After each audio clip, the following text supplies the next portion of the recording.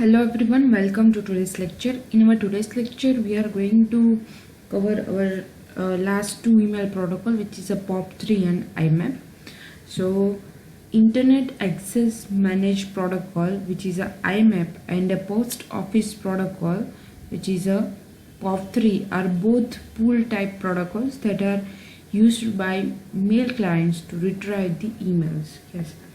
So we all know what is a SMTP. SMTP is a push type of protocol. By using the SMTP, we are pushing our mails to the mail server at the receiver side. Yes. After pushing that mail on the receiver side, there are some protocols who are standing for receiving the emails. So that protocols are POP3 and IMAP. So that is why it is called the pool protocol. They are pulling the mails from the mail server. So when you set up an email address in an email client, you will need to decide if you want to set up a POP3 or the IMAP. Both of them are ways to connect to the mail server, so you can read your emails through an email client. So in organizations has their own email domains. Yes. So at that time, when you set up your email address, you will need to decide which protocol you want to use. It may be either a POP3 or the IMAP. So POP3 is a short for Post Office Protocol. With the POP3 mail, it will connect and attempt to keep the mail located on the local device. And in the IMAP is short for Internet Message Access Protocol. With IMAP, the message does not retain on the local device such as computer, it remains on the server. As the name, POP3 contains the word post office. Yeah, post office is the old concept, while IMAP uses the word internet. So internet is the new word. So we can say that POP3 is a old protocol, first initiated or first generated protocol for receiving the mail. After that, the changes is done in the new protocol, which is called the IMAP. Okay. So the question arises that IMAP and POP3 are used to receive the email. So what is the difference between the two protocols? And also the question is which protocol is better or not. So to understand this, let's understand each protocols in detail.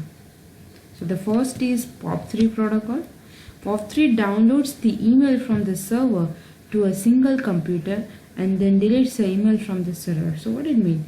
First, client sends an email with the SMTP protocol to the mail server. Now mail server sends the email to the mail server 2, which is a receiver's mail server with the SMTP protocol. So in this process, the protocol used is SMTP protocol. After mail is received at the receiver's mail server, now the receiving protocol or the protocol which receives the mails at client's user agent. So at that time, the protocol to retrieve the email from receiver's mail server to the user agent, it is called that protocols are IMAP or POP3. So in the POP3 protocol, when the email is received in the client or the user agent at the receiver's user agent, first it downloads the mail, and once a receiver downloads the mail, at that time that mail is deleted from that mail server.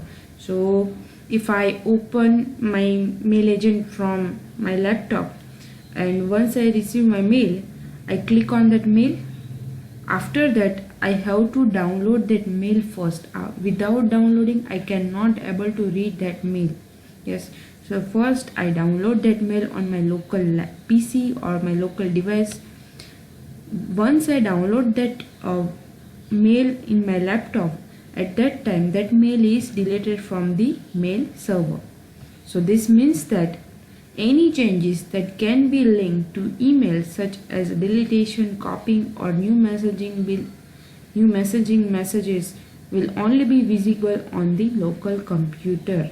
Yeah, so after downloading the mail, you can perform any operation like copy, delete. Yes, so that operation is still remain at your local PC because this mail is deleted from that mail server, so there is no copy of that mail is there in the mail server. In this situation that another person wants to access the messages from another location, all changes made will not be visible. Yes, so now I want to access my mail through the another location. So because my mail is deleted from that mail server, I am not able to access that mail. So I can only able to access the mail on that downloaded PC. So once it is downloaded, I cannot see that mail from any device or at any location. So that is one disadvantage. So POP3 is a simple protocol with a limited functionality. So in the POP3, generally once we are downloading that mail as a file, and another like in the POP3 we just receive a notification of that mail, and if we open that mail, we are only able to see the subject of that mail. We are not able to read the body of that mail. So if we want to read the whole message or whole mail, then I have to download it first, and then after I can read all the messages on that mail. So this is how POP3 protocol is work. And another thing is, if you are using your user agent, suppose you are using a Gmail, yes, and the protocol at the receiving end is a POP3. So if you are using your Gmail at your laptop, on your laptop, so it is only used on that device. At that same time, if I want to access the Gmail on my mobile, then I cannot able to do this with the POP3 protocol. It is only limited to the one device. I have to log out from that device, and then after I can log into the another device. So that is the features of POP3 protocol. So the advantages and disadvantages are, the advantages are emails are saved locally and do not require internet connectivity to access them. So once we download all that mail, we do not need to internet connection to read them. Internet connection is only required when sending and receiving messages. Less storage space on the server side, because once download the mail, it is deleted from the mail server, so that the storage space required on the mail server is very less. And the disadvantages are, any activity related to daily use of email messages is not synchronized between computers. Yes, so we cannot use our mails in many devices, and we cannot use a synchronized our email with computers. So this is one disadvantage, because we have to download each and every mail on our laptop, and then after we can read that mails. So messages are located in only one location. So in the event of hard disk problem, all the messages may be lost. Also it requires a space in our local device. So these are some disadvantages in the POP3 protocol. Next is the IMAP protocol. IMAP protocol. In the IMAP protocol, things are different. It is an advanced protocol than the POP3. In today's or in nowadays, in many organizations, the protocol used for the email setup is IMAP, because it provides an advanced functions. Yes.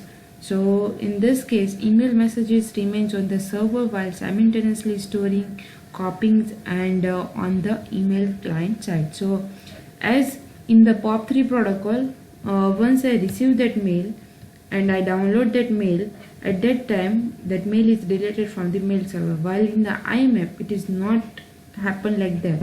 I can directly see the message from mail server, so no need to download that mail. Also that mail is stored at the mail server. Thus the IMAP protocol does not delete server message after switching a local mail client. This in practice also means that all changes to the email client side, such as read messages, adding sent messages, or deleting deleted emails are regularly uploaded both on the side of the email server and on the client side. Yes, so once I read that mail on my laptop, so that changes is reflected on the mail server. So in the mail server, this mail is marked as a read. If I delete that mail, that mail is also deleted from the mail server. Yes, so what activity I done on that mail on my local machine, that is reflected on the mail server. Also, I can simultaneously use a user agent on multiple devices. I can use that mail on my laptop, same as that time I can also use that mail in my mobile phone. So it is no problem for that in the IMAP with the IMAP protocol. Also, one disadvantage is in the POP3 protocol is I have to download that mail to read whole message. Yes, but in the IMAP, I have to, in IMAP protocol, I just have to click on that mail, and by clicking on that mail, I can able to read whole message. We no need to download that mail in my local machine. So that is also a good thing about IMAP.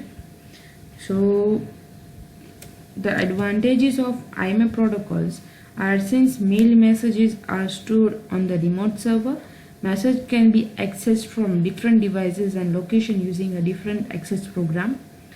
Change to email client side are also regularly updated to email server side, that I already said. In case of local computer problem, email messages are still there and can be accessed via another device. Yes, so if there is a hard disk crash happen and all that data is lost, so no need to worry about that. That all that mail is still on the mail server, so I can again go to that mails and I can again download that documents. So these are the advantages of IMAP protocol. Disadvantages are the server mail space may be limited. This is a mostly case if email is used as a part of sharing or hosting a service. So because all the mails are stored at the mail server, so it requires a large space. Messages are on the server, so there is a question of security and potential loss of data in case of unauthorized action. So POP3 is a secure because we are downloading that mail to our local PC, but because all the mail is rest on the mail server, so it may possible that some attack that mails may be affected, and offline access to the message that depends on the selected email client. So these are the disadvantages of IMAP protocol. So now the question is, which protocol is better, POP or IMAP? What to choose? So the POP protocol is recommended for those who wants access to a message from only one device. Also, a POP is good solution if you have a first class security or you do not have enough space on the mail server. Today, when the internet is literally available everywhere and when access is often needed from multiple devices at a time, POP does not have any usable value in relation of IMAP. So the IMAP protocol on the other hand is recommended to all those who have a stable internet connection and use a multiple computers or devices to receive and read email message, since by selecting IMAP all changes on one device are automatically synchronized at other location. So it is a good so nowadays IMAP is a good choice for receiving the emails. So most of the organization uses the IMAP protocol. Even our Gmail is also use the IMAP protocol. We can use our Gmail from multiple location and from multiple devices at the same time. Yes. So these are the email protocols. So in this lecture we have learned POP and IMAP protocol. POP and IMAP both are protocols, both are pull protocols that are used by mail client to retrieve or receive the mail at the receiver side.